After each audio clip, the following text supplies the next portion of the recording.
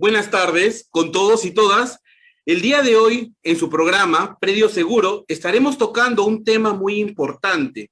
El día de hoy hablaremos sobre la inscripción de bienes estatales y estamos con el doctor Everardo Meneses, quien es un registrador público con más de 25 años de experiencia en la SUNAR. También es un ex vocal del Tribunal Registral y magíster de la Pontificia Universidad Católica del Perú. Además, es catedrático de las universidades, de la Universidad Privada Antenor Orrego y de la Universidad Privada del Norte, investigador en temas de derecho registral y saneamiento. Lo tenemos para poder absolver sus dudas y sobre todo tocar este tema que es muy especializado y a su vez también es muy importante. Le saludamos, doctor Meneses, ¿cómo está? Buenas tardes. Buenas tardes, muchas gracias por la invitación una vez más al Instituto Indesa. Y bueno, estoy aquí para absolver sus consultas y preguntas sobre el saneamiento de propiedad. Genial, doctor. De repente, un poco, para nosotros, tal vez, ya es un tema un poco recurrente que estamos inmersos en el tema registral. Sin embargo, para los amigos que en estos momentos quisieran ahondar un poco más en el tema, quisieran aprender un poquito, lo importante, el tema medular, ¿no? Yo considero que de repente podríamos hablar un poco sobre la calificación, ¿no? Empecemos por el tema de la calificación, que es algo que a mucha gente le da un dolor de cabeza porque consideramos que el Estado, pues, impone, ¿no? Y que registros públicos prácticamente solo tiene que acatar lo que le señala. ¿Pudiéramos ahondar sobre el tema, doctor? Claro, lo primordial en el trabajo del registrador es la calificación registral. Mucha gente piensa que este es un acto que es para generar problemas, pero es un acto que se debe hacer para poder hacer las inscripciones. Uno califica para inscribir e inscribe para publicitar determinados actos o derechos. La cuestión es que nosotros creo que en nuestro país vivimos apurados. En otros países la calificación registral demora 15 días.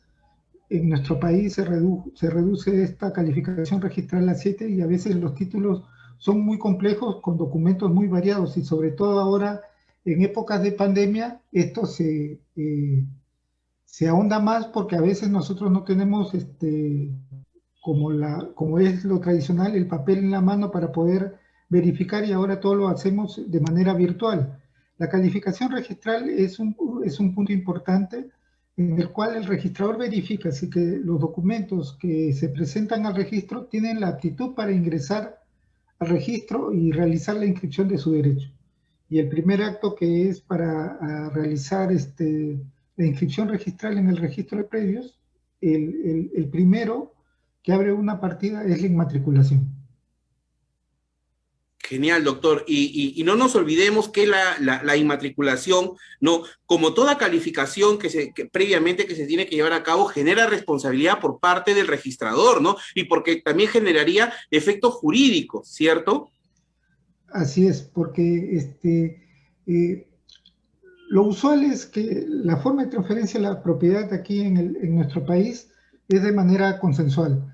A veces uno dice, no necesito tener mi propiedad inscrita en el registro, pero si yo tengo mi derecho inscrito en el registro, tengo algunos beneficios. Es decir, por ejemplo, nadie me puede invadir mi terreno o nadie puede usurpar mi terreno o venderlo. Si yo lo tuviera registrado e inscrito, yo tengo una protección especial, ¿no? La inmatriculación es el primer acto en el cual incorporas un bien al registro público, ¿no? Y, y lo que inscribo es el dominio, ¿no? Es abrir una matrícula o una partida en el registro, eso se llama inmatriculación. Genial, doctor. Y tocando sobre este tema, ¿no? Ya hablando un poquito sobre el tema de la calificación y también sobre la actualidad, ¿no? Respecto a todo esto que venimos pasando por el efecto de la pandemia, ¿se ha visto afectado el trabajo de calificación en registros públicos o de repente se está modificando algún tipo de actividad y esto se dilata en el tiempo, ¿no? Se puede apreciar. ¿Ha tenido algún tipo de efecto, ¿no? Positivo o negativo en el procedimiento dentro de la SUNAR? Claro, lo que ha ocasionado es que agilicemos nuestros trámites con otra plataforma, la plataforma digital. Se supone que hasta marzo, fines de marzo de este año, 2021, se supone que casi todos los actos van a estar en este sistema de intermediación digital. Incluso ya se hacen inmatriculaciones a través de un sistema de intermediación digital con la Superintendencia de Bienes Nacionales. La importancia es que nos hemos tenido que adaptar rápidamente a lo que se llama nueva realidad. Nos hemos tenido que adaptar y ahora en lugar de papel tenemos tenemos las imágenes digitales en las cuales debemos trabajar para darnos confianza de lo que estamos calificando, lo que vemos, la imagen que vemos es realmente cierta. Nosotros nos debemos multiplicar porque hemos tratado de abreviar cosas. Por ejemplo, si es un documento digital, es una certificación digital que le dicen, oye, este documento es auténtico y con firmas digitales.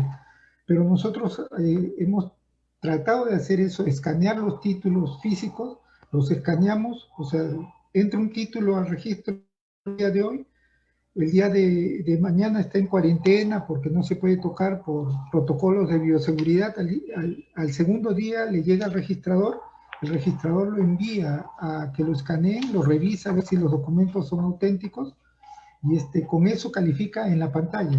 Esto ha generado que muchos actos, no solo en el registro de predios, sino en el registro jurídico, personas naturales, garantías mobiliarias, a través de un sistema de intermediación digital.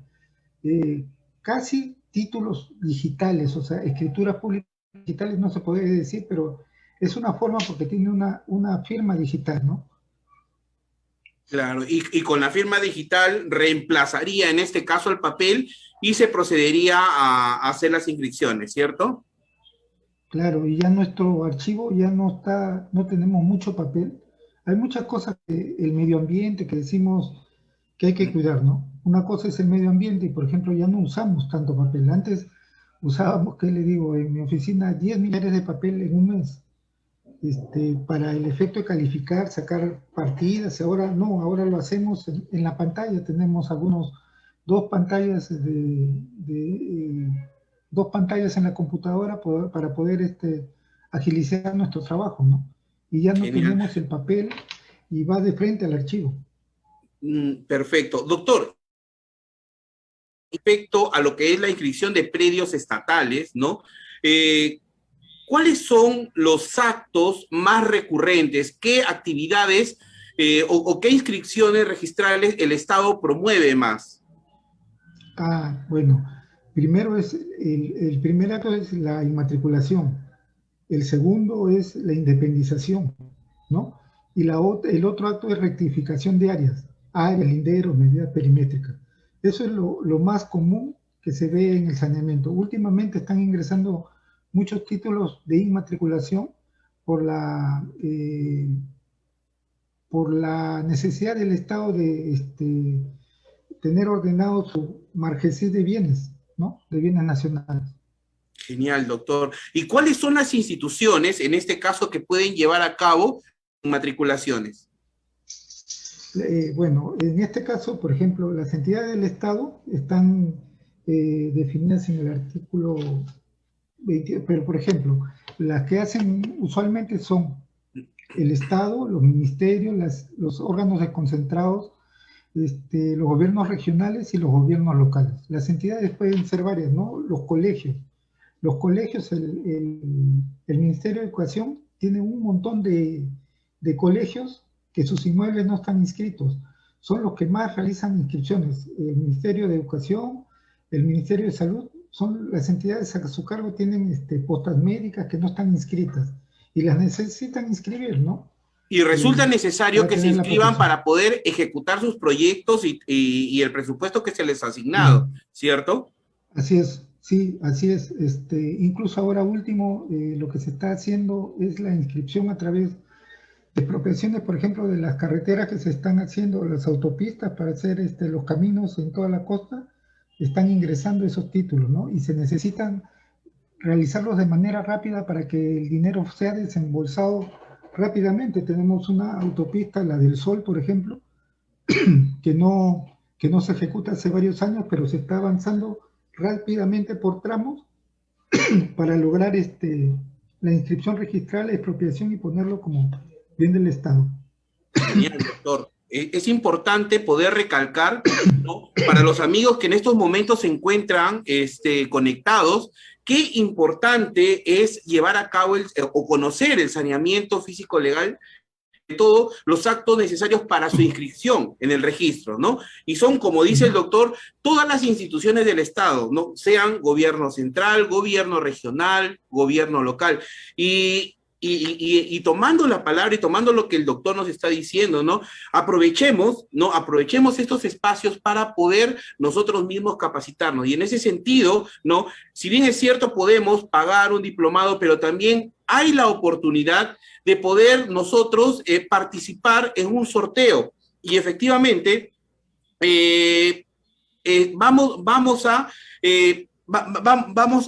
a sortear, ¿no?, una beca integral y 2 medias becas y 2 compendios para el diplomado especializado en urbanismo, catastro y saneamiento de predios rurales y estatales, ¿sí? Lo vamos a hacer el día lunes, ¿no? El día lunes va a ser el sorteo, así que por favor, amigos, los que están presentes, les invitamos a que el día lunes, ¿no?, vamos a estar en la entrevista y vamos a participar y le damos compartir, le damos like y nosotros podemos ingresar con eso al sorteo. Bueno, estimados amigos, ¿no? Como bien lo dijo el doctor, una de las actividades necesarias, ¿no?, y la que más se lleva a cabo es la inmatriculación. En este sentido, doctor, ¿cuáles son los requisitos para poder, o los requisitos generales que se aplican para poder realizar una inmatriculación? Claro, antes de hacer la inmatriculación, a veces lo que necesitamos hacer primero es un estudio de la situación física del predio, del terreno, ¿no? Tenemos que hacer una inspección técnica, el estudio de la base gráfica y la elaboración de documentos técnicos, o sea, los planos. Pero cuando lo que necesita una entidad, lo que tiene que buscar es un estudio de los antecedentes administrativos, qué documentos acreditan la propiedad del bien, verificar títulos archivados en el registro y ver si no hay un conflicto judicial en el terreno que la entidad quiere inmatricular. Y el trámite es, ¿cómo se sustenta? A favor del Estado, ya sea hecho por el ESBN o los gobiernos regionales, lo que tiene que llevar como sustento es un plano perimétrico y de ubicación, la memoria descriptiva, el certificado negativo de búsqueda catastral, es decir, que ese inmueble no está inscrito en el registro, y el informe técnico legal. Entonces, ¿qué ocurre ahí? La entidad lo que primero va a hacer es sacar una resolución, expide una resolución, se publica en el peruano, en el diario regional, en la página web, y a partir de ahí se inicia un procedimiento que es a partir del 130 del 2001F, hace la publicación en el peruano, en el diario regional y en la página web. Una vez que hace la publicación, esto tiene que durar 60 días, pide la anotación preventiva de lo que está solicitando inmatricular, con qué fin, para que cualquier persona que tenga o sienta afectado su derecho pueda oponerse. Si no se opone, en 30 días el registrador emite la inscripción señalando que el predio le corresponde a determinada entidad. Genial, doctor. Hace un momento habíamos hablado sobre la aplicación, ¿no?, o la inmatriculación que se hace para vías, para carreteras, y eso se hace en aplicación del texto único ordenado del 1192, que le permite al Estado adquirir ¿no? Le permite también expropiar bienes de terceros y también hacer una transferencia interestatal. En este sentido, el procedimiento de inmatriculación es rápido, es acelerado o es simplificado, doctor. También es simplificado. Es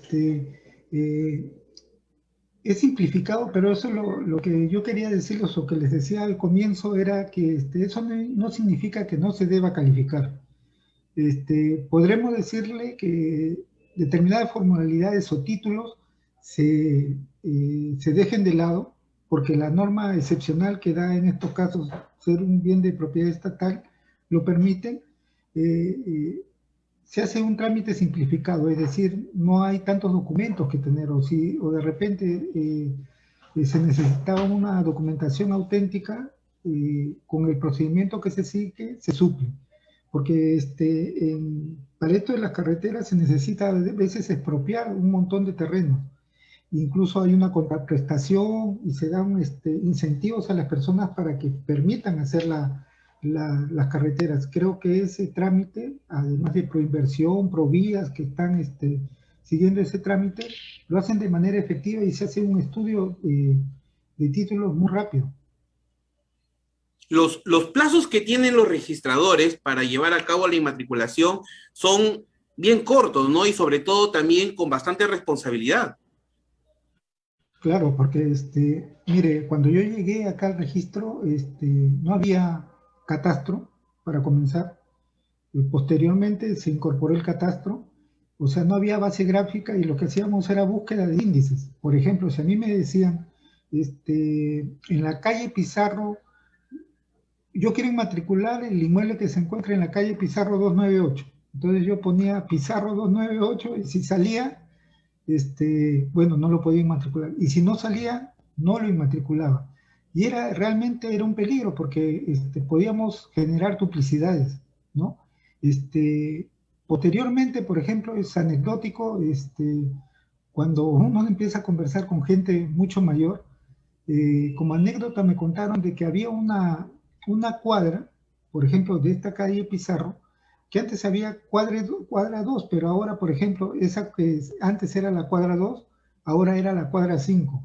Es decir, que hay momentos que nosotros hemos generado duplicidad por no conocer o por no tener un índice o un catastro que realmente nos diga, oye, ese predio está inscrito o inmatriculado ya. Genial, doctor. Es importante las apreciaciones que usted nos hace llegar, porque definitivamente aclaramos algunos conceptos, ¿no? Muchas veces nosotros consideramos que a veces el procedimiento es único, sin embargo, dependiendo de la normativa, es que cada uno tiene sus plazos y cada uno tiene también sus requisitos, ¿no? Por eso es importante, estimados amigos, los que se encuentran presentes, poder compartir esta información y sobre todo capacitarnos, ¿no? Nosotros como INDESA estamos también en estos momentos, vamos a promocionar lo que es el diplomado especializado en urbanismo, catastro y saneamiento de predios rurales. Y como les dije hace un momento, ¿no? El día lunes de 8 a 9 va a haber una entrevista con la arquitecta Ladiesca y el doctor José Luis Chuquihuanca, ¿no? Y vamos a sortear una beca, 2 medias becas y dos compendios. Así que, estimados amigos, ayúdenos a compartir para poder tener mayor cantidad de personas y sobre todo, ¿no? Que estos conocimientos vayan a varias personas y a su vez también se vean fortalecidas. En ese sentido, doctor, también, hablemos un poco sobre las sesiones y afectaciones de uso. ¿Cómo es que se lleva a cabo dichas actividades en el registro? Las afectaciones en uso son los actos de administración que tienen las entidades del Estado, ¿no? Entonces, le pueden hacer en uso a título gratuito o oneroso, le pueden dar el bien que es propiedad estatal a un particular o a una entidad del Estado. Entonces, estos actos de administración son la afectación en uso, la cesión en uso y el arrendamiento. Y la afectación en uso permite que una entidad entregue a título gratuito la posesión de un bien propio a favor de otra entidad con la finalidad de ser destinado a uso o servicio público. Es decir, por ejemplo, La zona registral número 5 tiene un local, ¿no? Y no lo usa, pero de repente RENIEC necesita un local. Entonces esta entidad hace el registro público, le cede o le afecta en uso el bien a la RENIEC y este lo tiene que tener destinado al servicio público que presta la RENIEC. El plazo máximo es de 2 años, el mismo que puede ser renovado por única vez por un plazo máximo similar, ¿no? Genial, doctor. Y en las afectaciones y cesiones de uso no implica necesariamente el desplazamiento de la propiedad, ¿cierto? No, no. O sea, la propiedad se mantiene. O Se sea, el mantiene. nudo propietario sigue, ¿no? Y se le cede el uso, ¿no? Y la afectación en uso se termina por el cumplimiento del plazo, la renuncia, la destrucción del inmueble o la extinción de la entidad, por ejemplo, la reunión desaparece, entonces termina, ¿no? O se le cede el bien a un tercero. Genial, perfecto, doctor, porque muchas veces, ¿no? Se entiende de que si es que yo voy a ocupar como institución pública un espacio, necesariamente tengo que tener la propiedad. Y en este sentido existen mecanismos alternos que no necesariamente tiene que existir el desplazamiento de la propiedad, sino que mediante las sesiones de uso, las afectaciones de uso, ¿no? Se pueden para su, como bien lo dice, ¿no? Para su uso, no para su propiedad. No para su propiedad. Así es. Así como hay un montón de actos jurídicos en los cuales no hay desplazamiento, por ejemplo, en jurídicas o en garantías mobiliarias, el factoring, hay un montón de contratos que nos permiten, a veces uno no conoce, pero nos permiten emprender mejor un negocio que necesita, ¿no? A veces uno necesita comprar 5 volquetes para realizar la obra de la carretera y se va con una entidad financiera y le paga una cuota. Entonces, le paga una cuota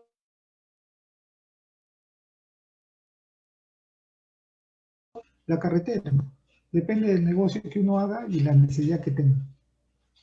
Genial, genial, doctor. Es importante, como les dije hace un momento, es importante saber que existen distintas figuras jurídicas, las cuales se van a acoplar dependiendo de la necesidad, ¿no? Que se requiera. Sin embargo, es importante que nosotros también podamos entender la esencia, ¿no? De cada una de estas figuras legales, ¿no? Y esto lo vamos a conseguir a través de la capacitación. Y el día de hoy aprovechemos con que tenemos al docente, al catedrático en línea, para hacer las consultas, ¿no? Si en estos momentos alguna persona tiene una duda, yo les invito a que hagan las consultas en línea para poder absolverle. Lo importante de estos programas es que nos va a permitir interactuar con cada uno de ustedes, ¿no? Y frente a las dudas o inquietudes que ustedes tuvieran, nosotros vamos a poder orientar y desarrollar las consultas que ustedes hagan, ¿no? En ese sentido, doctor, también nosotros podemos considerar que la propiedad estatal muchas veces también tiene cargas y gravámenes. En ese sentido, es posible, ¿no? Poder retirar estas cargas o gravamen. Claro, por ejemplo, cuando se hace ya la inmatriculación del bien, bueno, primero las cargas y gravames, para que tenga cargas y gravames, el bien debe estar inscrito. Si no está inscrito, no se podría inscribir las cargas y gravames. Pero, por ejemplo, si uno prescribe, el Estado prescribe, por ejemplo, tiene un colegio y le vendieron el terreno donde está el colegio, pero nunca las autoridades que estaban a cargo de ese colegio nunca lo inscribieron o nunca inscribieron la transferencia. Entonces esto se sanea. Entonces se inscribe la transferencia de propiedad, pero el bien estaba grabado. Entonces, si el Estado prescribe eso, hace la prescripción, entonces cuando llega la resolución de prescripción lo tienen que sanear y levantar las cargas y los gravámenes, por ejemplo. Genial. Y como usted lo dijo, ¿no, doctor? Tiene que estar previamente inscrito. Nosotros a veces queremos realizar, o muchas veces se quisiera ver lo que es la generación de una carga y un gravamen sin embargo, lo primero que tendríamos que ver es la preexistencia de esta inscripción registral, es decir, que esté inscrito, porque si no está inscrito va a ser imposible llevar a cabo, ¿no?, esta inscripción, ¿cierto? Sí, sí es así. A veces hay los jueces, a veces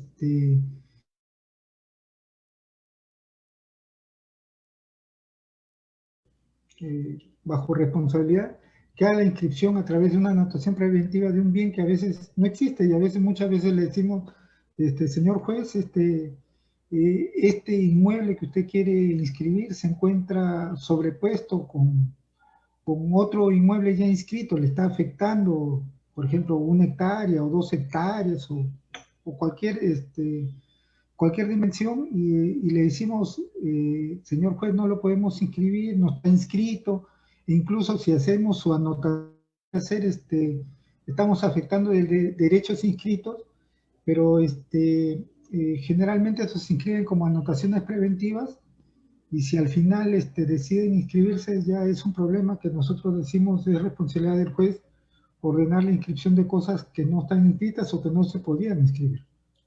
Doctor, y en ese caso, cuando se determina que la inscripción registral afectaría a un tercero y el juez de todas maneras impone la inscripción de esa carga,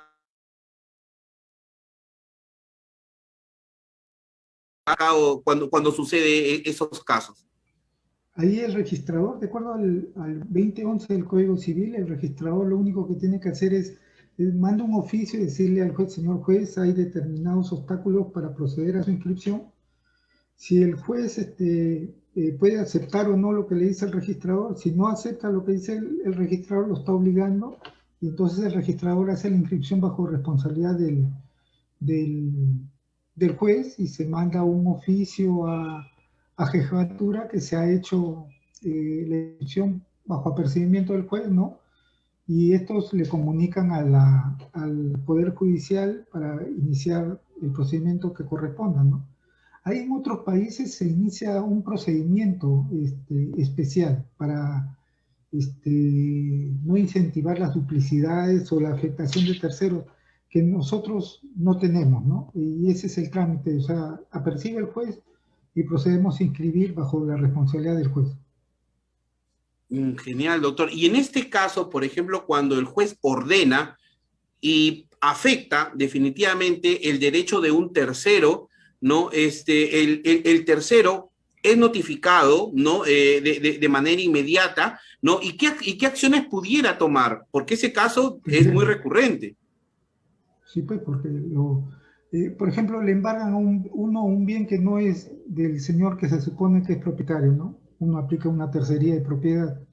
Pero es muy común esto de las afectaciones y hay algunas veces que en el registro nos dicen, oye, el terreno le afecta al colindante, pero ¿cuándo nos enteramos recién que hay afectación del colindante? Cuando vamos al registro y hacemos una búsqueda y nos dicen, oye, una búsqueda catastral y nos dicen, oye, este inmueble está sobre el otro inmueble.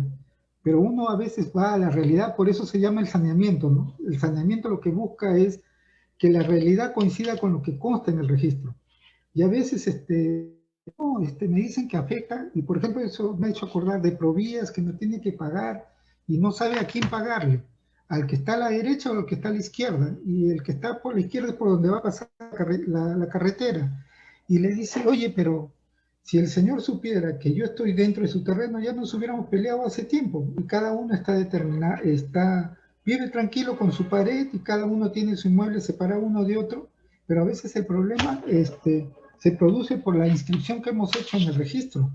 Y la culpa a veces no es del usuario, es de nosotros, de las mismas personas que hemos presentado los títulos al registro y presentamos planos que no están de acuerdo con la realidad. Por eso hay un procedimiento que se llama rectificación de área, lindero, para poder calzar la realidad con lo que consta inscrito en el registro. Genial, doctor. Doctor, y en este caso, por ejemplo, cuando el Estado determina efectivamente que tiene un predio de 5 hectáreas, pero en la realidad es de 4, entonces procedería a lo que es la rectificación modificaciones de área, en este caso cuando es el mismo estado, ¿no? Claro, esos títulos, se hace el saneamiento, se presentan nuevos planos, ¿no? Donde se indica, pues, oye, el predio dice 5, en realidad tengo 4, ¿no? Es lo más fácil, ¿no? Que el polígono, vemos que el polígono no se desplace, o sea, que no se mueva, porque a veces con la rectificación de área, en lugar de estar así, bien cuadradito, lo empezamos a inclinar y en eso se va. Por ejemplo, hay un caso, eh, había un predio que iba desde Huamachuco hasta, por ejemplo, a Ancash, hasta Huanchaco, y uno decía, oye, pero ¿cómo va a ser la propiedad tan grande, no? Y poco a poco el usuario iba aplicando y lo iba moviendo y amoldando hasta quedar por Huanchaco. Entonces uno dice, quiere fraguar a través de bienes que son realmente del Estado, quiere hacer inscripciones,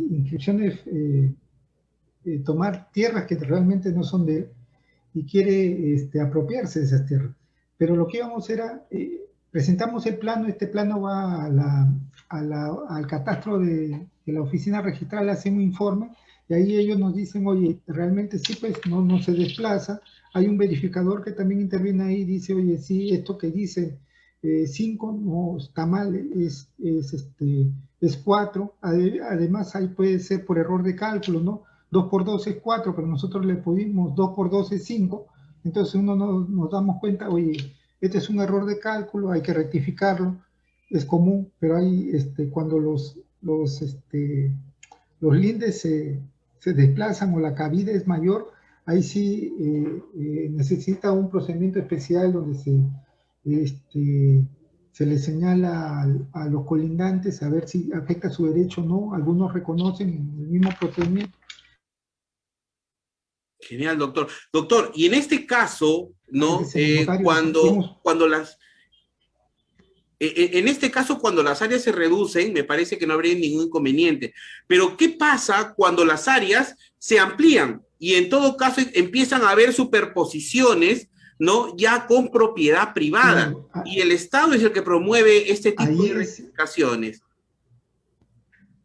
Eso es lo que, por eso es que se debe hacer la calificación de registral y las entidades del Estado deben verificar, o sea, los servidores de las entidades del Estado deben hacer un estudio de títulos y verificar realmente que el procedimiento que están haciendo no afecte propiedad privada, porque muchas veces se supone que hace ese estudio de títulos, pero para eso es la publicación que hacen. Cuando hacen el saneamiento, lo primero que deberían hacer, antes de hacer la publicación, es el estudio de títulos y verificar realmente que lo que están pidiendo no afecta a terceros.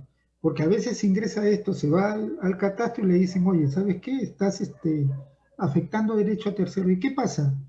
Uno saca la observación con el informe que hace catastro y lo que hace el servidor del Estado es ir mutilando, ¿no? Hasta que le calce y le digan, no, sí esto sí se puede inscribir.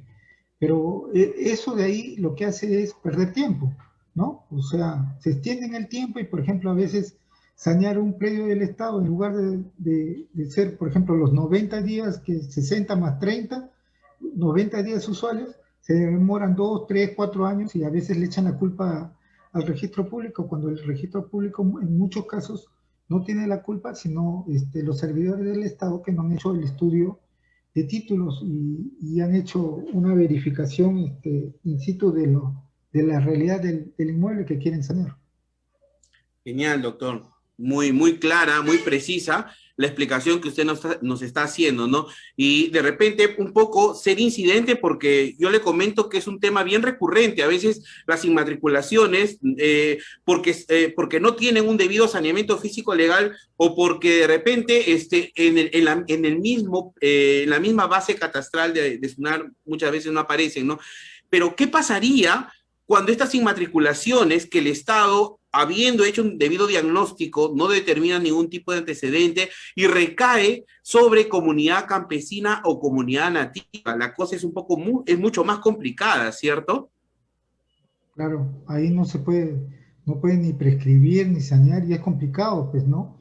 A veces, por ejemplo, la publicación, ¿cómo nos enteramos nosotros? nos tienen que notificar, ¿no es cierto? El procedimiento, por ejemplo, el saneamiento de bienes estatales se basa en publicaciones, pero por ejemplo, los que saben realmente la realidad de un inmueble son los vecinos, ¿no?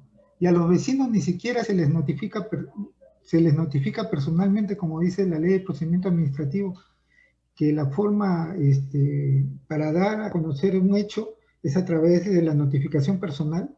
Acá nosotros hacemos un procedimiento a través de publicaciones, ¿no? Hay mucha gente que sabe quién es el dueño, los vecinos, ¿no? Pero ni a ellos se les notifica personalmente y a veces se afecta derechos de manera grave, ¿no? Y se inmatricula incluso, como usted dice, terrenos de comunidad campesina o terrenos arqueológicos que afectando al Instituto Nacional de Cultura, por ejemplo, ¿no? Y esto no debería pasar.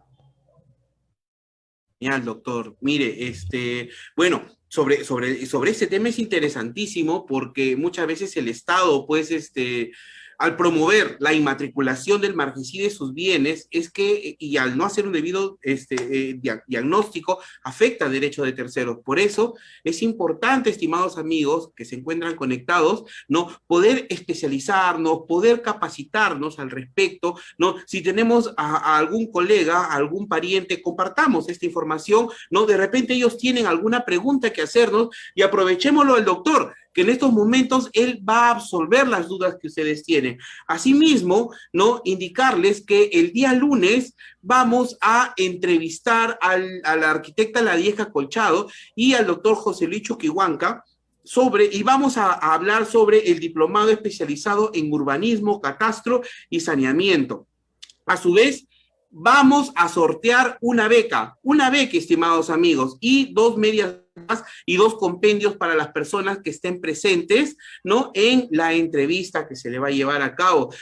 Doctor, otra consulta más, ya que es importante, ¿no? Cuando nosotros hablamos del texto único ordenado de la 1192, ya que es una norma que ha ido destrabando mucho, ¿no? Respecto a la actividad que viene a llevar a cabo el Estado para adquirir, para expropiar bienes, ¿no? En este caso, ¿no? Cuando en aplicación de la 1192, ¿no?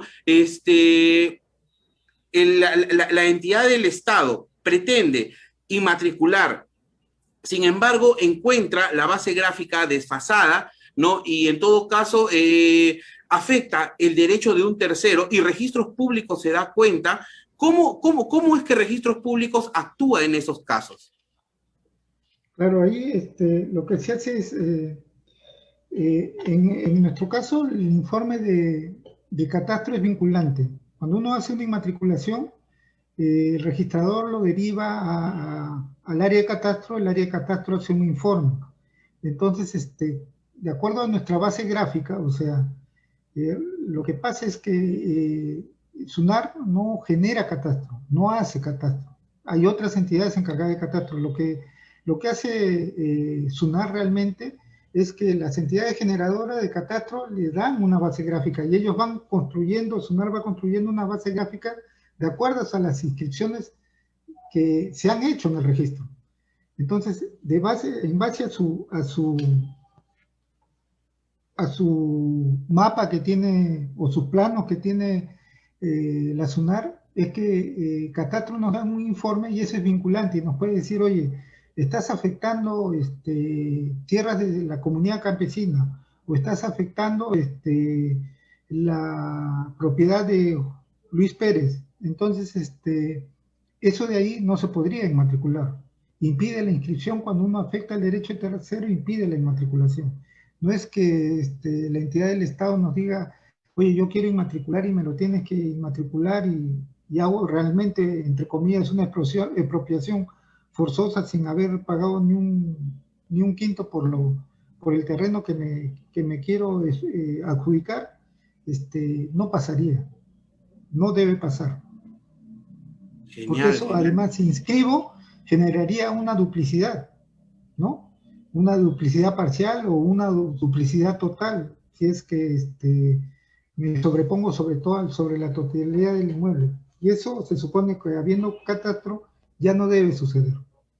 Doctor, y en este caso, al existir de repente una superposición, la labor que realice el verificador catastral no resultaría necesario, importante, ¿no? Para que determine el desplazamiento y proceda la inmatriculación. Claro, porque el verificador hace el trabajo de campo. O sea, él va al campo y constata las dimensiones físicas del predio, la naturaleza del predio, ¿no? Es importante su labor. Hay, por ejemplo, datos que nosotros agarramos y decimos, está legitimado. Hay datos que publicita, ¿no? Publicita el registro, pero no significa que estén legitimados. Por ejemplo, el estado civil de una persona no es un dato que lo tenga el registro. El área o las dimensiones físicas del terreno no son un dato que se legitima. O sea, por ejemplo, a mí me venden una casa y me dicen que tenía 300 metros cuadrados y me dicen, no, ya me vendieron, está inscrito y dice 300 metros cuadrados. Esa área no se legitima. A veces muchas personas piensan que esto está legitimado y a mí me vendieron un terreno de 300 metros cuando realmente no tiene 300 y tiene 250, por ejemplo, y se puede quejar. Esos datos, por ejemplo, que no son comprobados por el registrador o no están dentro de los documentos, son datos de hecho que no tienen la protección de la legitimación llamada registral. Genial. Y en este caso, doctor, el verificador catastral sería quien asuma la responsabilidad, ¿cierto? Así es. El registrador asume, hay un montón de cosas que debe asumir el verificador. Por ejemplo, en una edificación, uno dice, ¿cómo se construye? ¿Se acuerda el terremoto de Chile y cómo se cayeron en una zona sísmica, se cayeron varios edificios? Claro. Entonces, hay una responsabilidad del ingeniero que hizo la construcción.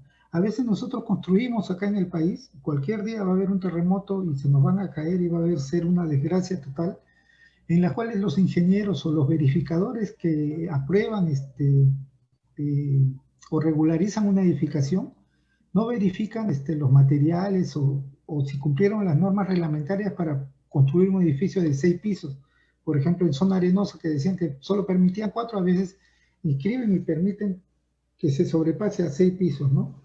Y por eso se cae un edificio al haber un terremoto. Por eso es importante a veces la actividad que hace el verificador. Él debe comprobar y debe cerciorarse que lo que le dicen los propietarios sea realmente cierto. No basta decirle, oye, sí, esto se construyó en 1996 y recién se ha construido el 2006. La inscripción registral y luego se hace aleatoriamente una inspección y la gente de acá, los ingenieros del registro, se dan cuenta que lo manifestado por el verificador registral o catastral no guarda con la realidad y genera una responsabilidad y genera procedimientos administrativos, le quitan la inscripción de verificador y penales, ¿no? De ser el caso. Y asumiría, me imagino, también algún tipo de costo patrimonial, ¿cierto? Así es, así es. Algunas personas que ya están en eso, ¿no? Como toda labor, cualquier error del registrador o de cualquier funcionario, al final una afectación patrimonial, de ser el caso si ha sido con dolo, ¿no? ¿No? O a veces por culpa o por negligencia tiene que asumir el costo de la afectación a un tercero. Genial, doctor. Entonces, para un poco redondear la idea, ¿no? Es importante en este caso, ¿no? Cuando en las inmatriculaciones o en las actividades que el Estado realice y que en todo caso no estaría en el registro claro, la función del verificador catastral es importante, ¿cierto?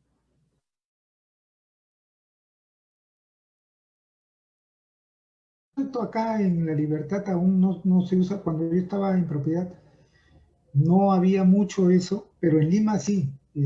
Hay rectificaciones catastrales, el verificador catastral sí está funcionando allá. Seguramente cuando haya más inscripciones porque ahora, por ejemplo, hay problemas. El gobierno regional no creo que en La Libertad haya asumido todas las competencias. Mucha gente dice que se ha asumido competencias, pero todavía la documentación no la tiene. Y a veces el trabajo entre las entidades del Estado que deben servir al ciudadano no están interconectadas, ¿no? Debería estar el notario, el registro público, COFOPRI, el gobierno regional, los gobiernos locales ir de la mano para poder facilitar el acceso a la propiedad a los ciudadanos, que es tan importante, sobre todo para generar, mover la economía. O sea, uno hace una carretera, efecto multiplicador, porque esto genera trabajo no solo para los obreros que realizan la construcción de la carretera, sino a todo un pueblo que por ahí pasar una carretera le genera economía. Hay gente que para darle alimentación a la gente, a los obreros,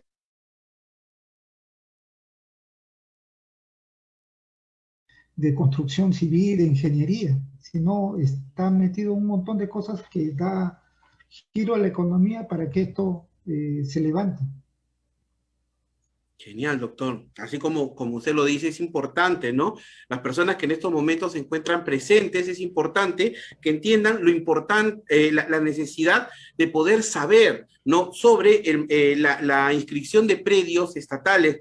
Por eso, estimados amigos, ¿no? Les invito a que ustedes puedan participar del diplomado especializado en urbanismo, catastro y saneamiento. Y a las personas que quieran participar, ¿no? De un sorteo para que puedan tener una beca integral, becas o 2 compendios, les invito a que el día lunes estén en la entrevista que se le va a hacer a la arquitecta Ladierja Colchado y al doctor José Luis Chuquihuanca, quienes van a ahondar en estos temas muy interesantes que se van a tocar en el diplomado, ¿no? Ahora, doctor, bueno, tomando en cuenta todas las recomendaciones que usted nos está indicando para poder inscribir los bienes del Estado, ¿no?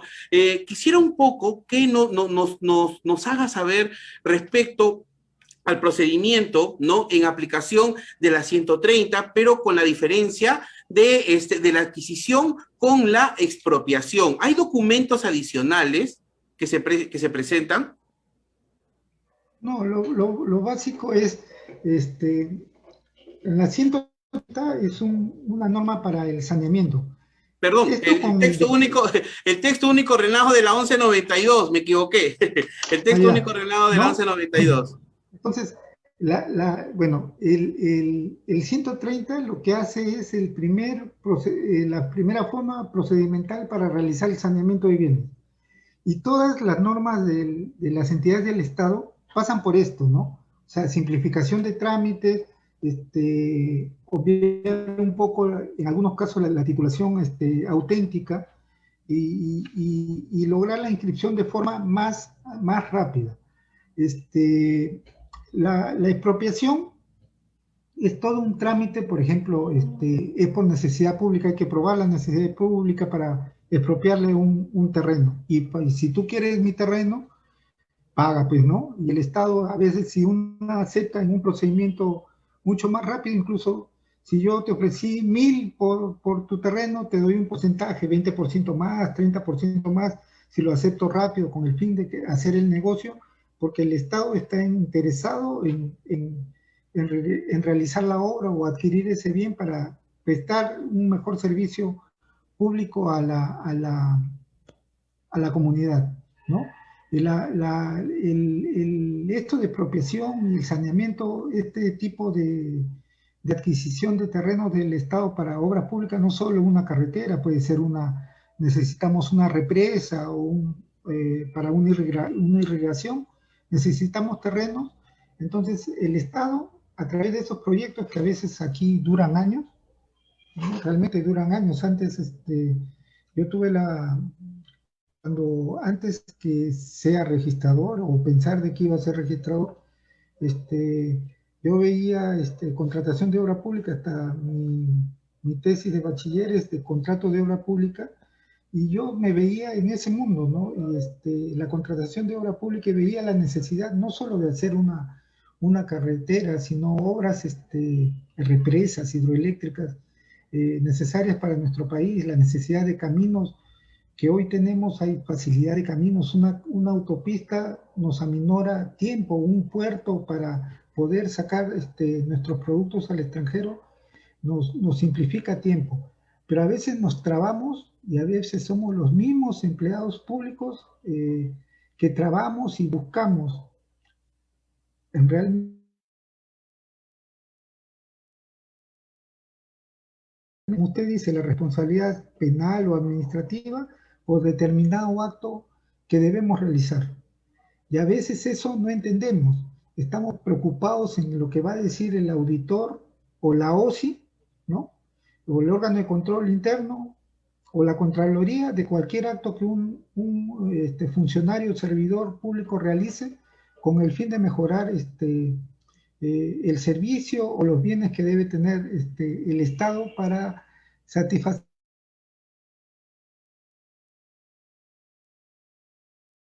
Muy clara la explicación que usted nos está haciendo, ¿no? Es importante poder también diferenciar entre la adquisición y la expropiación. Ahora, cuando se produce, ¿no?, la diferencia de la adquisición, cuando el Estado propone un incentivo económico más el valor, el justiprecio, ¿no? Y a su vez, en la expropiación la persona no acepta o en todo caso no se encuentra de acuerdo, al registro también se debe presentar la norma expropiativa. Es importante que el registrador tenga esta información o no La lo resolución. solicita. Exacto. La resolución, es la resolución. Porque la forma de adquisición de propiedad en el país, en el Perú, es la transferencia, la accesión y la prescripción adquisitiva. Esa es una de las formas que uno adquiere una propiedad. Esas tres, si uno se acuerda, es la transferencia, que la transferencia puede ser de varias formas. Una puede ser la donación, por ejemplo, a título gratuito. La accesión es cuando se junta un predio, y la prescripción adquisitiva es cuando no tengo un título que me acredite ser propietario del bien, ¿no? Que lo puedo hacer a través de prescripción adquisitiva o de títulos supletorios. Pero la expropiación y, por ejemplo, la resolución es un acto administrativo. Eso ya no debe ser calificado por el registrador, porque si no ya nos convertiríamos en una superentidad estatal en que revisa lo que ya se supone ha revisado la entidad del Estado. O sea, se junta una resolución expropiatoria y esa resolución da mérito para hacer la inscripción. Ya se supone que la entidad del Estado y ya eso está firme. Entonces, con esa resolución se procede a la inscripción de la expropiación.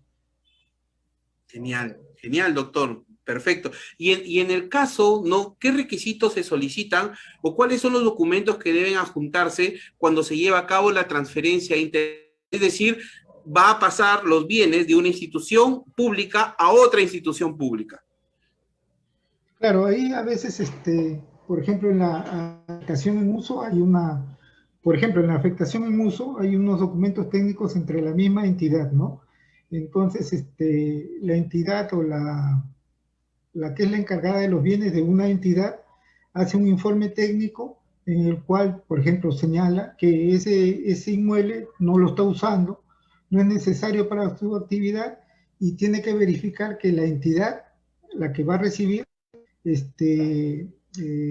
realmente lo requiere y lo necesita para brindar el servicio que va a prestar. Como les dije, ¿no? La RENIEC no lo va a tener para ir, para, por ejemplo, tener un local para el esparcimiento de sus trabajadores, sino es que lo usa para la necesidad que necesita. De repente necesita un archivo para guardar tanta documentación y lo está usando, o de repente lo necesita para prestar el servicio, que es entrega de partidas de nacimiento, de función, o los mismos DNI.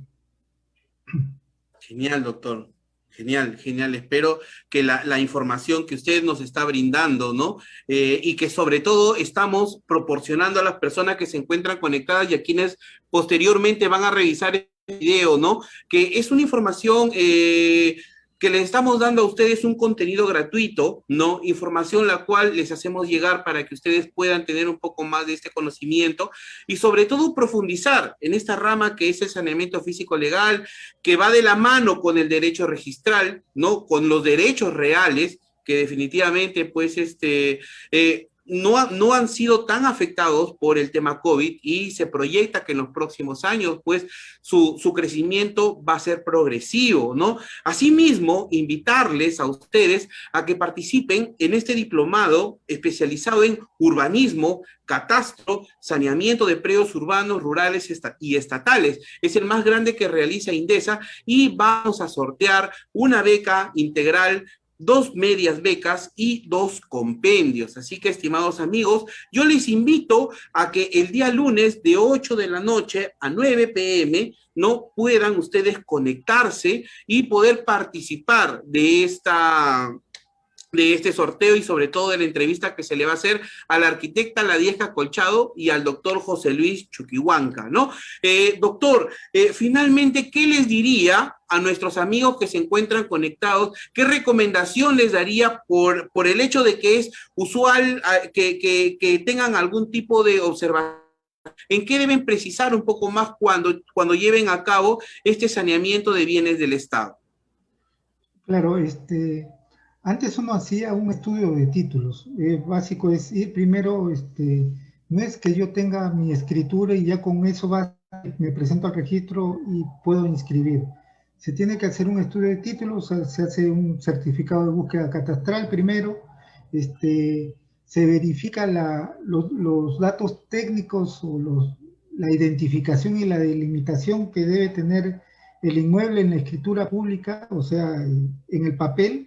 Hay que verificar eso, acompañarlos con planos. Antes no se presentaban planos, por eso hay a veces duplicidades y superposiciones, pero hoy sí se exige los planos de educación, plano perimétrico, estar asesorado por un ingeniero o por un abogado o un arquitecto cuando se hace una edificación o este tipo de trámites deben ser asesorados por profesionales, ¿no? Las ramas ahora son especializadas, no cualquier abogado también tiene el conocimiento de estas normas registrales, como yo tampoco de repente sé muchas cosas de derechos de seguros o derechos de autor, ¿no? Tendré la idea, pero realmente uno se debe rodear de gente que conozca de estos temas, un ingeniero que realice los planos, un arquitecto que haga una edificación, un verificador que constate los hechos para llenar, por ejemplo, determinados formularios, un abogado especialista en estos temas de saneamiento, de verificación de propiedad estatal, irse al campo y levantar realmente unos planos, no hacerlos el dibujo o hacer como muchas veces uno hace en las juntas de accionistas, le da al abogado y que redacte el acta y realmente nunca se realizó la Junta General de Socios o de accionistas. Tratar de simplificar las cosas a través del Zoom. Ahora sí vamos a usar Zoom, aunque sea por Zoom, hagan sus reuniones, y todo con el fin de que todo esto sea mejor, porque lo que sí nos va a producir la pandemia es, uno piensa que llegaron las vacunas y si uno ve todo el por qué no llegan, pues, y es un trámite que es una contratación entre estados, una contratación pública entre estados realmente. No es que la vacuna llega y la vacuna nos va a salvar a todos. Tenemos que hacer es seguir cuidándonos, esperar que esto pase y que la economía crezca lo más rápidamente posible, porque mucha gente, y nosotros si vemos en el registro lo que antes producíamos 1000, ahora realmente estamos produciendo ni la mitad, ¿no? Y a pesar de eso vienen títulos. Por ejemplo, ahorita Lima está cerrada como más de 10 regiones y los títulos de vehicular los mandan para acá para inmatricular los bienes muebles acá a La Libertad a través de presentaciones por las notarías acá presencialmente, ¿no? Genial, genial, doctor.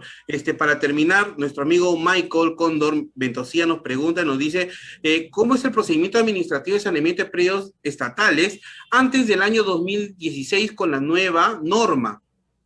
Bueno, yo sí te agradecería, Mike, de repente hacer un poco más de precisión respecto a qué saneamiento que vienes. La norma, a través del ¿cómo se llama? De la ley del Sistema Nacional de Bienes Estatales cambió. Entonces antes se usaba la norma que hemos estado hablando, ¿no? La 130 del guión 2001, EF. Entonces hay un montón de cosas que ahora se han modificado con la ley del Sistema Nacional de Bienes Estatales, luego el reglamento, y luego viene un decreto legislativo 1348, creo que es. Es un decreto legislativo en el cual incorporó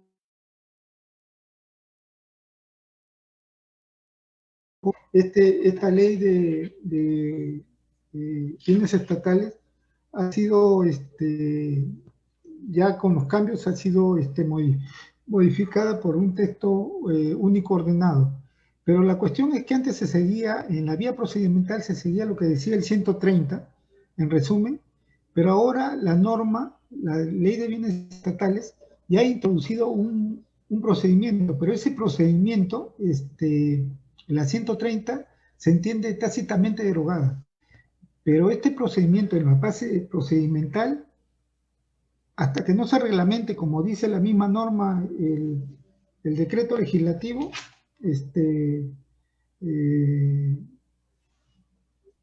1358, el decreto 1358 en su última disposición señala transitoria, dice, hasta que no se reglamente, bueno, vamos a tratar de aplicar el 130, pero en la norma fundamental se debe seguir lo que dice la ley de bienes estatales, pero en lo procedimental sí aplicar el decreto supremo 130.